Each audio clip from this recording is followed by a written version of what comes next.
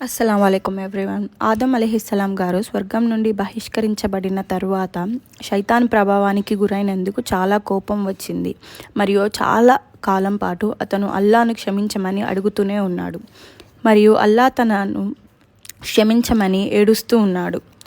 చివరికి అల్లా తాలాకి దయ కలిగి ఆదం అలైహిస్సలాం గారికి ఈ దువా నేర్పించారు.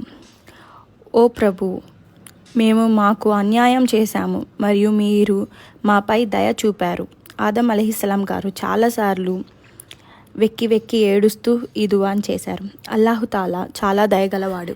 ఎవరైనా పాపం చేసి నిజమైన హృదయంతో పశ్చాత్తాపపడి పొరపాటున ఈ పాపం చేసిన అల్లా క్షమించేస్తాడు. కాబట్టి అల్లా ఆదమును కూడా క్షమించారు మరియు ఇలా అన్నారు, మీరు మరియు మీ వైపు నుండి ఎవరైనా ప్రవక్త నా మార్గదర్శకత్వంతో మీ వద్దకు వస్తే మీరు అతని మాటకు కట్టుబడి ఉండాలని చెప్పారు. ఎవరైతే నేను పంపిన నా ప్రవక్తల మాటలను పాటిస్తారో వాళ్ళకి భయం ఉండదు, దుఃఖం ఉండదు.